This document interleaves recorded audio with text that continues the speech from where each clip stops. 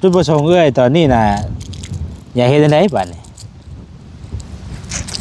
ถ้าว่าเพิ่นเบิ่งคลิปตัวตอนนี้นะให้อดทนว่ะให้อดทนว่ะสิอดชำไดลูกผัวบ่อยู่ถ้าเราเก็บเมียน้อยห้อยเมียป้ายเด้คิดว่าถ้าว่าลูกผัวคิดดีเนาะให้เราหันโทรมาเลยว่าถ้าว่าบ่อยากมาก็อยากให้ลูกเมียไปเฮ็ดลาเหตุการณ์อยู่ไทยก็ยังว่าดีใจก็อยากให้เว้ากันบ่อยากให้เพิ่นเว้าหั่นละเดี๋ยวนี้อยากให้ว่าอยากให้เว้ากันมันให้มันชัดเจนซะให้ชัดเจนให้ฮู้จริงความจริงมันยังแบบโดยถ้าบ่ฮักบ่แพงกันก็ให้เว้ากันเว้าปะบ่ให้บ่แดงมาให้มาเว้าให้ฮู้กันหมดเลยดีกว่าอยู่แบบนี้กึ่งๆกลางๆทรมานเนาะมันคือมันเจ็บปวดลำบากใจโดยลำบากหัวใจและลำบากใจที่เฮาแบบมันคุยกันบ่แล้วเลยเนาะบ่แล้วยังแบบให้ท่าเพื่อยังบ่ได้คุยกันนี่แต่หึงนะเจ้าสำกับเราเมื่อวานสมมุติว่าเพิ่นลูกผัวเบิ่งคลิปอยู่ตอนนี้เพิ่นเห็นคลิปนี่เนาะเจ้ามีหยังอยากเว้านำเพิ่นตอนนี้อยากให้เพิ่นรับรู้นำตอนนี้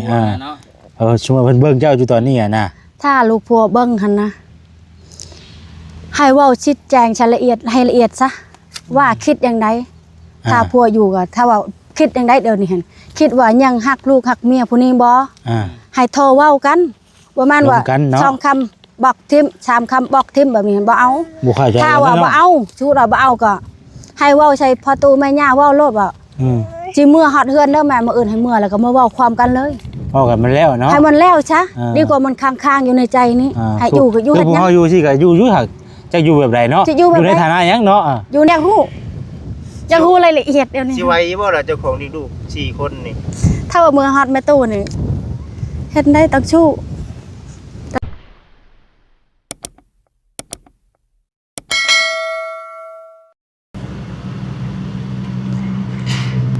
ไปหน่อยเนาะ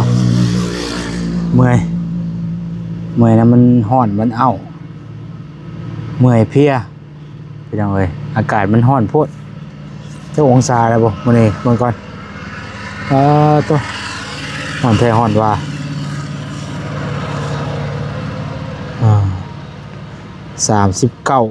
40ไปหน่อย40ไปซั่นๆเนาะ40องศาไปหน่อยพุ่นตัวนี่ตลอดเลยนี่หลักๆนี่คือ40องศาแต่ละมื้อพี่น้องเอ้ยยามกลางคืนก็สิอยู่ประมาณ27 28 2527 28เนาะกลางคืนได้นี่เนาะแต่เว้นนี่40พี่น้องเอ้ย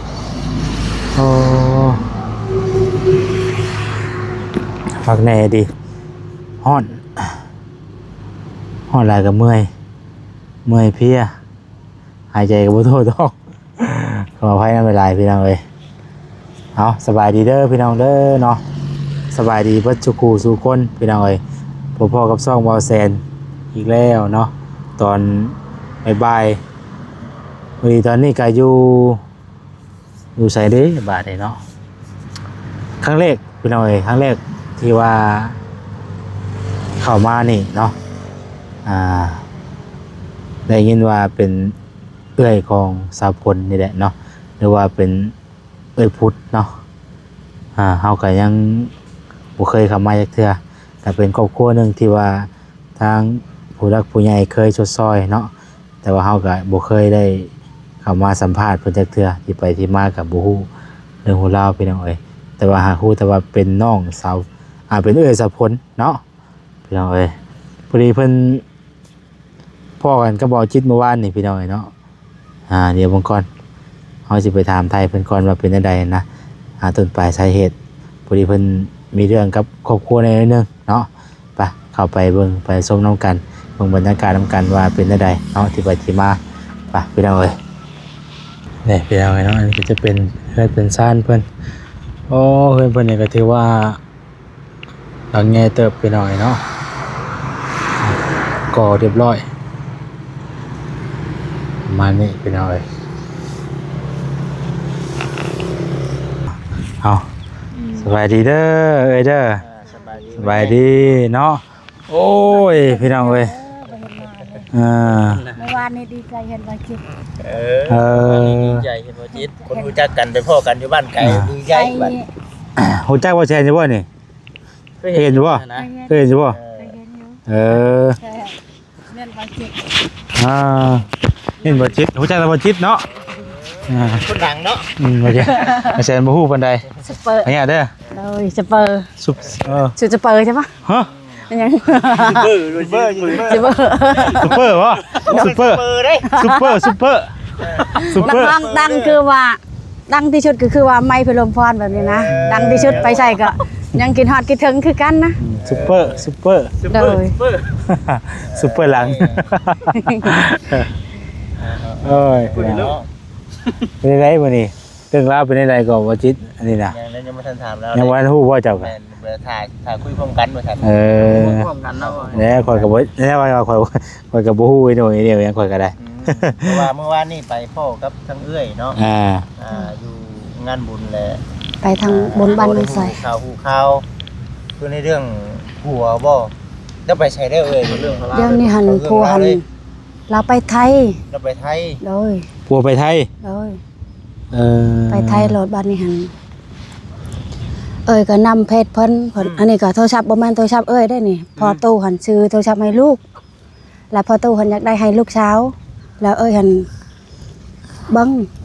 เบิ่ง เลย เบิ่ง เบิ่งโทรศัพท์ลูกหันละเดี๋ยวนี้ อ่า แล้วลูกมากับเบิ้งวันนี้โทรหับเป็นเพื่อนกับผัว แล้ววันนี้เราว่าจะพาไปไทยไปมาแล้วบักเพชรเราไม่ได้ไปเราว่าไม่ได้เราไม่ได้ให้โทรติดต่อกันเลยนะกับผัวหั่น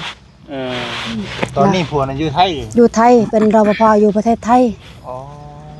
จะเป็นอันแล้วว่า ตอนนี้น่ะผัวไปทำงานอยู่ฝั่งไทย โดย เป็นรปภอยู่ฝั่งไทย โดย โดนเลยว่าเพิ่นลงไป อันวันที่15เราว่าหันว่าหอดเดือนนึงเราว่าหั่นแต่เราเบิกเงินตลอดเบิกเงินเขาส่งมาให้ก็เขาส่งว่าเราเบิกเงินค่ะแล้วบัดนี้หันเพศตัวนี้หันเว้าน้ำบัดนี้เว้าประมาณมือนึงบัดมือที่ช่างแล้วก็ปิดบักเพศอีก เนาะ อ่า คือปิดน่ะให้ บ่ฮู้ เคยให้กันบ่ ก็ผิดกันก่อนลงค่ะ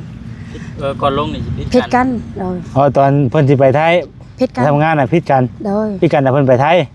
โดยแล้วพอปู่แม่ย่าเขาเฮ็ดบัตรให้นาบ่าวเพิ่นเฮ็ดบัตรให้ลงแบบนี้นะ เอ คือได้ลง อ ไป อัน คุยกันครั้งแน่แล้วบ่ บ่อยากให้ไปเรื่องให้ไปหั่นเพราะว่าไปผู้เดียวบ่อยากให้ไปล่ะเพราะว่าถ้าไปหั่นบ่เต็มใจให้ไปอีหลีถ้าว่าไปก็ให้ไปหมดช่องความคิดของ พากันไปพร้อมกัน เดี๋ยวนี้หันเพิ่นบ่ให้ลงไปให้อยู่ในนี้กับลูก4คนนี้ กี่ว่าสิลงนํกัน เพิ่นบ่ให้ลง โอ้ เพิ่นบ่ให้ลงเพิ่นตัดสินใจว่าให้เลือกกับผัว ถ้าว่าผัวลงเมียหยุดถ้าเมียลงผัวหยุดแบบนี้ อ๋ นะ อ เพิ่นบอก ถ้าผัวลงน่ะให้เจ้า อยู่ อายุ โดย แต่ว่าเจ้าไปผัวหยุด โดยบัดนี้เพจขึ้นมาที่ช่องบัดนี้ก็ไปนำเบิ่งเพจเพิ่นนำเห็นแล้วก็เพจเพิ่นหันหาก็ครบเมื่อวานมื้อชื่นนี้ตอนกลางคืนหั่นแล้วตอนเมื่อวานนี่หันลูกมามื้อบนบ้านน้องชายหันแม่ใช้โทรศัพท์เว้ากับพ่อเพิ่นว่าโทรหาพ่อเพิ่นตัดสายหมดบ่เว้ากับลูกจักคำเลย อ๋อคือความหมายตอนนี้น่ะทาง เพิ่นบักเพชรเบิด ตั้งแต่ผัวลงไปไทยน่ะแต่ก่อนน่ะติดต่อหากันอยู่บ่ บ่ได้ติดต่อหากันเลยหากระเธอเดียว คือตอน มื มันลง เดียว ไปน่ะตอนมันลงไปน่ะให้กันเนาะ ให้ แต่ก็บ่ได้ติดต่อกันเลย บ่ได้ติดต่อหากะเว้ามื้อชื่นนี้มือเดียวแล้วก็ พอโทร บั มาก เพ หา ชร บ่ ใหม่โดย มันโทรมาหาบ่ โดย พอโทรมาว่าได้ โทรมาตะบิดหันเพิ่นว่าให้ลงไทยอยู่เฮ็ดหยังอยู่ประเทศลาวเฮาเนาะบ่มีเงินบ่มีค้ำเพิ่นว่าหั่น เอ้า ก็ดีใจโดย ตะกี้คือว่าให้ลงเนาะ เพิ่นว่าดีใจเพิ่นให้ลงบัดนี้หั่น วันนี้ แล้ว บ่ ก็ ให้ลง บอกพ่อปู่แม่ย่าว่าลูกผัวให้ลงเด้มาว่าลงก็ลงลูกเอ้ยบัดนี้หั่นเป็นมื้ออื่นบัดเพิ่นบ่ติดต่อเลยบัดนี้บอกเลยเพจตัวนี้หั่นตั้งเพจใหม่บัดนี้หั่นเพิ่นว่าอยากลงก็ลงบ่ลงแล้วก็อย่าให้เจ้าอยู่หั่นน่ะเจ้าอยู่เฮ็ดนาเฮ็ดไห้เพิ่นว่าอยู่เฮ็ดไห้เฮ็ดนาแล้วก็เอาอยู่กับไผลูกผัวบ่อยู่ไผสิไทยนะ อ่า อยู่กับไผบัดนี้ว่าพอมกพอใจแล้วถ้าว่าลูกผัวเป็นแบบนี้หั่นนะถ้าว่าลูกผัวมีเงินโอนเงินให้ก็ยังว่าใครนะอันนี้หั่นไปเฮ็ดงานก็โทรเท่าใดก็แล้วก็บอกเพจตัวนี้แล้วก็บอกคุยแค่2มื้อบ่ฮอดมื้อนะแล้วก็บอกอีกเพจตัวนี้แล้วก็บอกอีกแบบนี้ค่ะ บอกให้ยังเอ่ยอ่ะเอ่ยพอฮู้สาเหตุบอก บ่ฮู้ล่ะ เอ้ยบ่ฮู้ตัวนี้แล้วมีผู้หญิงข้างหลังเบื้องหลังบ่เอ้ยก็บ่ฮู้เอ้ยบ่เป็น ถ้าที่ว่าเจ้าเห็นใน Facebook คุณน่ะเห็นรูปบ่ ฮู้ละฮะหรือว่าฮู้ผู้หญิงคนอื่น รูปผู้หญิงคนอื่นน่ะ เอ้ยบ่ฮู้เนาะ เอ้า บ่ฮู้เลย เจ้าอะไรจังว่าเพิ่นอันมีคนอยู่เบื้องหลังซั่นน่ะ เดากันเดา เพราะว่าเบิ่งแต่ที่ว่าคบเป็นเพื่อนแบบว่าให้เป็นเพื่อนกันให้เห็นแต่มีแต่ฮู้ผู้หญิงเอาขึ้นหั่นนะอันโฮมแต่ผู้หญิงขึ้นหั่น พวกนะพวกนะ อันโฮมในเพจหั่น โอ้ เพจเพิ่นเองน่ะบ่ โดยแต่แล้วก็บล็อกทิมหมดนะแล้วบ่ให้คบฉันนะ เออ แบบนี้ แต่ให้เอ้ยเมื่อทาอยู่เฮือนจักสิเมื่อแบบใดเนาะถ้าเมื่ออยู่เฮือนก็พอดีว่า แม่ตู้ก็ลูกน้องสาวแหละ3คนแหละเอ้ยอีก4เป็น7แหละเอาให้ใช้บัดนี้ความลำบากของเอ้ยหั่นนะแล้วก็อยู่แบบนี้ก็เอ้ยก็ยังเบิ่งอยู่ว่าจะอยู่ฮอดมื้อใดเอ้ยก็ได้ความคิดของเอ้ยจะอยู่ฮอดมื้อใดหรือว่าเพิ่นหันไล่ให้เอ้ยเมื่อบ่หรือให้แบบว่าบ่อยากเชียร์ฮิตเชียร์ของน้ำเอ้ยบ่ก็เอ้ยก็บ่ฮู้ตัวนี้เพราะเขาจะให้ไล่ให้เอ้ยเมื่อทางอ้อมบ่แล้วแบบเพิ่นบ่อยากเชียร์เงินเชียร์คำมันนะคือว่าความคิดนั่นแบบคือว่าเป็นคิดแบบนี้คิดแบบนี้คิดแล้วน่ะแบบลูกผัวจะไปไทยค่ะพ่อปู่แม่ย่าก็ว่าจะให้ลงน้ำกันก็คือว่าเจ้าบ่ต้องลงย่านเจ้าผิดกับลูกผัวเจ้าอยู่ไทยแบบนี้คือว่าเป็นแบบนี้เนาะเอ้ยก็นักอยู่แต่ละมือกินข้าวก็บ่แซ่บนอนก็บ่หลับแต่ละคืนก็ว่าลูกผัวก็ไปไทยแบบเมียอยู่เฮือนแต่ ลูกน่ะมีแต่คนลูก ยิ่ง2ใส่2ลูก4คน ตอนนี้อยู่บ้านเพิ่นบ่ นะอยู่ในเฮือนเพิ่น ตอนนี้อยู่บ้าน อยู่นครบ้านห้วยลงเฮียนถ้าก็ไปส่งตอนเช้านี้ไปย่างไปส่งลูกหั่นจะน่ะ คนแล้ว 4ทั้งทีอีนางน้อย นอนก็นอนน้ำกันแต่ว่าคำมา ก็แล้วแต่ลูกนะมื้อเด็กก็ไปลงไปรับเอาลูกเดี๋ยวว่าประมาณ5โมงนี่ครับพุ่นละย่างไปรับบ้านห้วยพุ่นละย่างกลับมาตอนเช้าไปส่งลูกอีก ย่างไปย่างมาเลยติ โดยบ่มีรถ บ่แล้ว ย่างไปรับลูก คือตอนนี้ ตั้งแต่ทางบ้านของชายฮอดบ้านห้วย บ่เข้าใจกันเนาะ โดย บ่เข้าใจกันแล้วก็ยังคุยกันบ่ ลงตัวอยู่ ลงโตะแล้วก็ยังบ่ชัดเจนว่าเป็น เป็นผัวเมียกัน เสี ยัง ย คิดว่า เสียได้ หักแพงกันอยู่อันนี้หั่น ว่าอันป้าห้างกันก็บ่แม่น บ่แม่นนี่ ยังบ่ได้คุยกันนำแล้วอันนั้นขาดเนาะ ทางเราก็บ่คุยมา เออ ทางแม่ย่าก็บ่อยากให้ลงไป เออ นะบ่าวใส่ชิดเพิ่นก็บ่อยากให้ลงไปแบบนี้ สรุป หมาย แล้ว ความว่าห คื ยั อง ตอนนี้น่ะยังบ่ได้ว่า ป้ากัน ป้ากันเนาะ มันว่า คือ ป้า แบบว่าแยก กั กัน นอยู่ซื่อๆนี่น่ะ อยู่ แยกกันอยู่ แยกกันอยู่ซื่อๆยังบ่ได้ถึงกันว่าป้าห้างกัน เออ คือทางผู้รักผู้ใหญ่เป็นผู้คนเดียว เพิ่นฮู้แล้วนะบ่าวใส่ชิดเพิ่นฮู้หมดทางแม่โตทางบ้านอย่างเพิ่นก็ฮู้ ว่าเขา แต่คือจุดประสงค์เอ้ยตอนนี้น่ะอยากเฮ็ดจังไดบัดนี้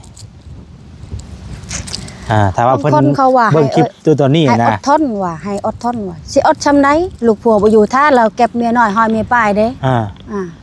แบบเฮือนนี่หันเสียดายแต่ว่าแนวบ่เคยเฮ็ดได้เฮือนเนาะล่ะบ่เคยได้เฮือนก็สร้างนำกันงัวก็3โตวไปดำนาหุ่นเฮ็ดนั่นเฮ็ดนี้มอบใส่เฮือน แล้วเงินแม่เฒ่าเมืองนอกเพิ่นให้ตั้ง5-600 ดอลก็โยะใส่เฮือนจังสิบ่ได้เฮือนหลังหนึง ครอบครัวเอ้ยน่ะ คือแบบผู้ใหญ่ก็เคยช่วยบ่ ซอยแต่บ่ประมาณ FC ได้อ่ะ เป็นผู้ใหญ่ เฮือนนี่เฮือนชาวเจนนี่เฮือนหลังตัวใหญ่สุดนี่แหละเพิ่นซอย500เพิ่นให้500 ดอล บ่แม่นตัวนี้บ่ อันนี้แหละแต่ว่าเพิ่นผางมาโดยตรงกับทั้งเอ้ยเพิ่นคุยกันเอง โอ้ เพิ่นมาเว้าแล้วเพิ่นหาก็กลับไปนี่เด้เพิ่นหาก็มือไปเวียเมืองนอกเพิ่นโอนให้ เอาคือว่าแทนก็บ่ฮู้ที่ไปที่มาเด้ฮู้ที่ไปที่มาก็เลย เพิ่นให้ที่เป็น ก่ อัน500ให้ที่200เพิ่นให้ คันว่าเลิกลากันดีๆเจ้าสิบ่ได้เฮือนดังนี้เนาะแม่นบ่เจ้าต้องไปอยู่พุ่นบ่ ถ้าว่า สมมุติเนาะ สมมุติ เมื่ออะไรก็เพิ่นบ่ให้อยู่เลยนะ เจ้า ต้องไปอยู่บ้านดงยางเลย บ่ได้เด้ ต้องไป แต่ว่าเฮ็ดได้ เฮาบ่มีหยังมันบ่ครับว่าป้าห้างอะไรคือบ่มีหยังเลยแม่นบ่ มีหยังงัวก็ขึ้นหลังคาหมดแล้ว อ่า อ่ะงัวก็ขึ้นหลังคาแล้ว เพราะว่าอันนี้มัน มีแต่ เป็นคือว่าของสมสร้างนำกันตัวนี้เนาะ โด แม่นบ่ ยกับมินมี3คนเด้นาบ่าวเพิ่นแล้วก็บ่าวแดงพร้อมหาเงินหาคำนำกันแล้วก็งัวก็ขึ้นหลังคาหมดขายหมดละ3โตวค่ะ อืม 26,000แล้วก็แม่เฒ่าเพิ่นให้อีก500 700 ดอลเพิ่นให้ค่ะ สิตัวหยัง ตอนนี้เอ้ยคิดในไหนนี่ครับ คิดแนวใดคิดว่าถ้าว่าลูกผัวคิดดีเนาะให้เราหันโทรมาหรือว่า ถ้าว่าบ่อยากมาก็อยากให้ลูกเมียไปเฮ็ดลายเหตุการณ์อยู่ไทยก็ยังว่าดีใจ สมมุติว่าเรามีผู้สาวอีกนี่เอ้ยคิดเอ้ยสิคิดในไหนจิตใจเพิ่น คิดว่าตายทางยืนนั่นแหละบ่มักใช้ความห่วมผู้อื่นว่าตรงๆถ้าว่าเรามีอะไรหั่นแต่ว่าน้องเพิ่นหันพร้อมบ่ขอกดไลค์เสมอเลยตัวนี้หั่นกดไลค์พร้อมว่าให้เรายังเอาก็เอาบ่แดงหั่นเราจะเอาเมียเอาผู้ใดก็เอา แต่เขาว่าเพิ่นว่าบ่แต่งหั่นนะเพิ่นบ่แต่งให้บ่แดงจะแต่งให้ผู้เดียวนี้เพิ่นบอกหั่นแต่ก็บ่ฮู้ความคิดของเพิ่นยันว่าจังไดก็เพิ่นอยากไล่ให้ออกอยากแต่เฮือนแต่ชานอยู่นี่แหละให้เมื่อยอยู่บ้านตรงอย่างเห็นบ่มีพ่อมีแม่บ่มีอ้ายบ่มีน้องแล้วเพิ่นให้เหยียบให้ย่ำแบบนี้นะความคิดของนะเว้าตรงๆเลยนี่หั่น คิดแบบนี้บ่นี่ คิดอะไรคิดว่าเป็นหยังว่าสมมุติว่าเว้าใช่ลูกตัวเองว่าให้บ่าวแดงไปเอาลูกเอาเมียโลดแบบนี้หั่นคือว่าเว้าแบบนั้นทั้งพ่อทั้งแม่อยู่ในนี่หั่น บอกแนวนี้บ่ เว้าเลยแต่หั่นบ่คิดบ่ว่าบ่เอาแบบนั้นบ่มักเพราะว่าลูกถ้าว่าลูกผัวไปเฮ็ดลายเหตุการณ์เนาะก็เฮ็ดให้ไปนำกันเดี๋ยวนี้หั่นบ่อยากให้ไปบ่ได้เลยให้ไปนำกันก็ให้ไปอันนี้หั่นไล่เอาลูกเอาเมียก็อย่าให้เจ้าอยู่ในนี่อยู่เพื่อหยังเนาะให้อยู่เพื่อหยังเพื่อลูกสมมุติว่าเราไปได้10ปี20ปีเรามีลูกน้อยอ้อยอ่อนอยู่ประเทศไทยเด้เรามีเมียน้อยเด้แต่ทางพุ่นเราก็คือหน้าตาเขาก็น้องก็เห็นอยู่แล้วเนาะยังวัยรุ่นอยู่แก่กว่าเขาอีกอันนี้แล้วไผเห็นผู้หญิงบ้านใดผู้ชายบ้านใดสิก็ว่าบ่สนับสนุนแล้วเนาะมีแต่เด็กน้อยยังน้อยๆอยู่ผัวก็ได้แต่บ่เอาแบบนี้ถ้าว่าเพิ่นบ่มักบ่แพงก็จะให้รอท่าไผอยู่กับไผลูกก็ถ้าว่าลูกใหญ่ก็ใครนะเงินคำแต่ละมื้อ คือ เอาใช้ สมมุติว่าเพิ่นบ่มักบ่เอาเฮาแล้วก็อยากให้เว้ากันบ่ อยากให้เพิ่นเว้าหั่นละเดี๋ยวนี้ ไม่ว่าเนาะ อยากให้ว่าอยากให้เว้ากันมัน ให้มันให้ ชัดเจน ขาดซะให้ชัดเจนให้ฮู้จริงความจริง มันยังแบบ ขึ้นอยู่ดี โดยถ้าบ่ฮักบ่แพงกันก็ให้เว้ากัน เว้าปะบ่ให้บ่แดงมาให้มาเว้ามาให้ฮู้กันหมดเลยดีกว่าอยู่แบบนี้กึ่งๆ ท กลาง รมานนะเนาะ ๆมันคือมันเจ็บปวดคือ ลำบา ว่าก ใจ โดย ลำบากหัวใจนั่นแหละลำบากใจที่เฮาแบบ โดย มันคุยกันบ่แล้วเลยเนาะ บ่แล้ว ยังแบบ ให้ท่าเพื่อหยัง บ่ได้คุยกันนี่แต่หึงนะเจ้าสำกับเรานี่ เมื่อวานนี้แล้วก็ ว่านี่ยังคุยกันอยู่ เมื่อวานนี้หั่นคุยอยู่เมื่อวานนี้ คุยกันได้ คุยถามว่าโทรมาให้หยังแล้วว่าเอาลูกอยากเว้านำลูกหันใช้โทรศัพท์เพราะอยากเว้ากับเพาะจะชงเสียงให้เพาะนำพ่อก็บ่รับใช้ตัดชายตลอดพ่อก็ได้ ได้เว้าอยู่หากบ่ได้เว้าเป็นไฟ บ่ได้เว้าว่าเจ้าเฮ็ดหยังให้เจ้าอยู่ในนี่เด้อว่ะให้เจ้าอยู่นี้เจ้าบ่ต้องไปเฮ็ดลายเหตุการณ์ก็ได้ค่อยอยู่พุ่นหั่น2-3 ปีก็อย่าให้เจ้าท่าอยู่นี่ให้เจ้าเฮ็ดนะแล้วเว้าวันนี้ ได้จักเดือนแล้วเพิ่นไป วันที่15เดือนนึง คือมันโทรมาบอกว่าให้เจ้าน่ะอยู่เฮือนหัน โดย ข่อยสิอยู่จักข่อยอยู่ไทยจักปีก็ย่า โดย เจ้าอยู่ถ่ายอยู่เฮือนนั่นแหละอยู่บ้านนั่นแหละกับลูกนั่นแหละ ให้อยู่กับลูกในนี้เพิ่นเว้าหั่น แต่เงินน่ะบ่เคยฝากมา ยัง เงินก็เพิ่นกำลังไปแม่นบ่ โดย กำลังไปก็ยังบ่ทันได้ว่าตัวนี้เนาะ โดย ยังกำลังไปเฮ็ดรายการเด้ แต่ว่าตัวมันว่าที่เพิ่นบอกว่าให้อยู่ท้านี่นะได้กันเนี่ย สาเหตุผิดกันนี่ผิดกันเรื่องแบบใดคือว่าบ่ถึงขั้นบ่อยากคุยกันเลย ผิดแบบใดแล้วก็กินเหล้ากินเบียร์เนาะก็บ่อยากให้กินปานใดแล้วเราว่าเราคิดความคิดเราหันว่าหันมีผู้บ่าวผู้บ่าวรถพ่วงเนาะบ่อึดบ้านใดก็มีแต่ผู้บ่าวหมดแบบนี้หั่นนะ แล้วบอกเองนะบ่นี่นะ โดย แล้วมีดีบ่น่ะ คอยชาวบ้านได้เลยตั้งแต่กาวเนี่ยไม่เฮือนเพิ่นหันบ่เคยคิดจักดิบ่มี แล้วห่วงเมียแล้วใช่มั้ย บ่เมียบัดนี้หนีเลย บ้านนี้หันแล้วก็ผิดกันไปมาแล้วเราไปอยู่หน้าบ้านห้วยไปนำอยู่หน้าบ้านห้วย ส่วนหลายคนเฮากับพิษกันย้อนแบบเว้าไปสิแหละเนาะมันบ่แม่นคน แต่เป็นกับผิดก็ยังว่าใครนะแล้วก็ ที่ว่ามันบ่แม่นความจริงก็เว้าก็เครียด ชุด กัน นี้แล้วหนักชุดนี้แล้วหนักเลยล่ะเงินค่ำแต่ละมื้อแล้วว่าบ่ให้ไปไสทำนาบ่าวบ่แม่ย่าว่าจะไปเฮ็ดงานเนาะวันไหนที่เฮาเคยไปว่าจะไปนั่นชาแต้วตอนน่ะว่าเดือนนึง 2-3 ล้านชาแต้วไปหั่นเพิ่นก็บ่ให้ไป อืม อยากไปบ่อนหันมื้อหนึงหั่น2-3 แสนเพิ่นก็บ่ให้ไป แต่เอาใช้เงินซื้อขนมแต่ละมื้อบัดเพื่อนข้างๆเขาขายทานหั่นเด้เพิ่นว่าเอิ้นมาย่อช่วยเพิ่นให้เทื่อละ30 40 50แล้วแต่เพิ่นอันนี้ก็เกรงใจเพิ่นเนาะเดี๋ยวนี้หั่นเพิ่นก็ลูกหลายแหละเอาใช้อีกเงินก็เพิ่นก็ใช้แต่ทานซื่อๆเท่านั้นได้แต่ละมื้อ อันนี้เป็น กินตอนหญ้าทั้งเพิ่นหมด ทั้งผัวบ่นี่ โดย บ่เลิกก็เฮือนก็เฮือนนี่บ่ อยู่ดินทางผัวนะ โอ้ เนาะ ช่วยกันเฮ็ดช่วยกันหา ก็คิดว่าจะดีต่อเนาะก็ช่างเฮือนช่างอยู่ทางเฮือนพัวนั่นแหละเงินเพิ่นให้ นี่ ก็ เฮาอยู่ไปก็จักโดยที่ว่ายังบ่จักว่าจักอยู่แบบใดบัดนี้เนาะ โดย อยู่แบบใดสินะยัง แต่เบ็ดอันตอนนั้นหันอยู่เฮือนตึบยังบ่ได้เป็นแบบนี้นะดีชุดเบ็ดขึ้นเฮือนมายังบ่ฮอดปีเฮือนนี่ก็ได้ขึ้นค่ะเดือน6นี่ฮอดปีนึงว่าได้ขึ้นเต็มปีเลยแหละพอดีมันเป็นเรื่อง ปีกายนี่บ่าวเตียงเอาเข้ามาให้เนาะยังจำอยู่บ่าวเตียงค่ะบ่าวเตียงบ่าวไล่ชาวบุญบ้านนาอันเพิ่นมาเอาเข้าให้ได้น้ำเพิ่นเข้าประดับดินปีกายนี่หันปีนั้นได้เข้า26ชอบปีนี้คือว่าเฮงชุดปีนี้ได้เข้า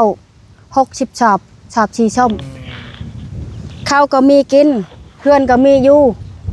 เป็นครอบครัวบ่เป็นครอบครัวบาดเอ้ยนักยังนักแต่ละมือคือว่าพอเพิ่นว่าอย่ามันลูกเอ้ยให้เราจะเอาลูกเอาเมียก็อย่ามันให้เอ้ยท่านี้เวลาลูกเจ็บลูกโชว์ไปหาแม่ย่าเพิ่นก็บ่ได้เงินให้แล้วเอ้ยหันได้เงินมื้อนั้นบ่ได้ว่าบ่มีผู้นั้นผู้นี้ยืนได้ล่ะเอ้ยเก็บอะไรเงินหันเก็บในหนทางได้เงิน400,000กีบแล้วเพิ่นหันว่าเอ้ยหันเอาเงินนำผู้บ่าวเพิ่นโอนให้ว่ามีผู้ให้บ่มีชาวบ้านได้ตัวนี้เอ้ยเก็บเงินอะไรได้400,000แล้วก็บ่ได้ไปใช้ค่าแพทย์อยู่ชุกกีฬาหัน100,000นึงยัง300,000ซื้อขนมให้ลูกแต่ละมื้อได้เก็บเงิน ได้เก็บเงิน ไปทางไหนเงินก็จะบ่ว่าเงินไผเนาะ เงินไผ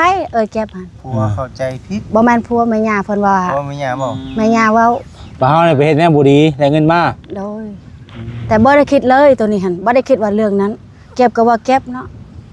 บ่ได้ตัวอะไรเว้าความจริงเลยตัวนี้ แม่ย่าเข้าใจผิดว่าเจ้านี่ไปเอาเงิน400,000นำผู้บ่าว โดย แต่ผัวก็เลยเข้าใจผิดกันมาเลย บ่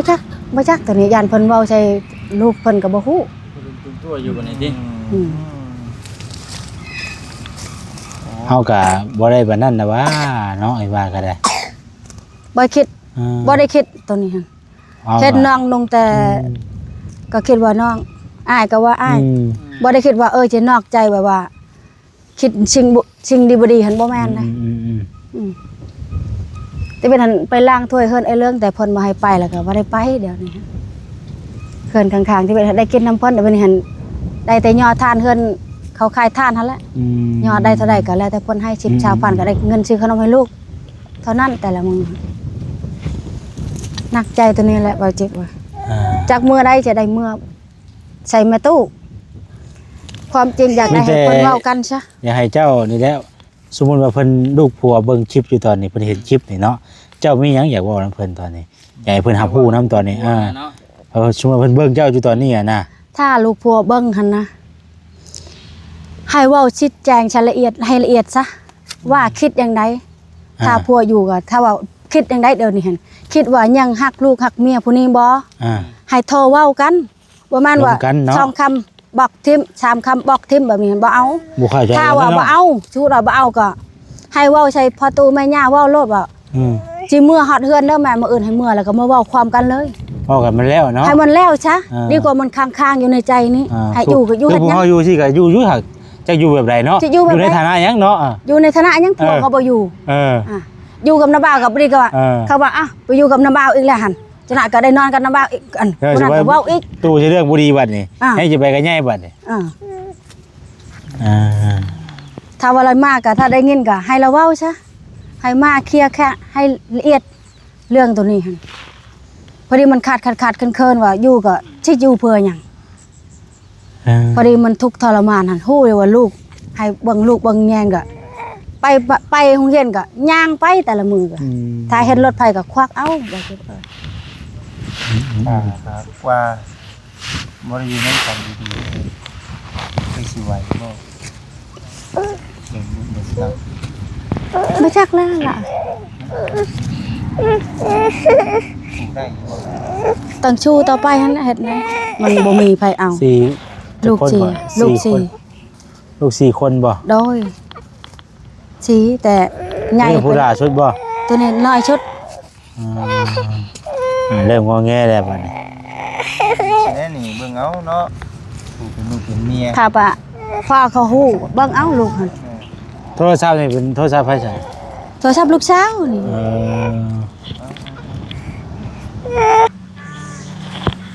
อยากให้เพิ่นเว้าความอยากให้เพิ่นเว้ากัน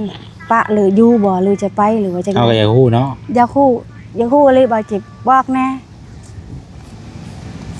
จะเฮ็ดลาเหตุการณ์เพิ่นก็บ่ให้ไปใส่ให้อยู่นี่ให้อยู่แบบใดเดี๋ยวนี้ทานกับไผเฮ็ดไผย่อบ่มีไผเฮ็ดเดี๋ยวนี้อยู่คนเดียว ก็บ่ได้เฮ็ด บ่ได้เฮ็ดหยังล่ะ อยู่แบบ อยู่ซื่อ ซื่อๆเนาะ เอ้ยนี่แบบเก่าบ่ครับเก่าบ่ ๆเรื่องลูกผัวหั่น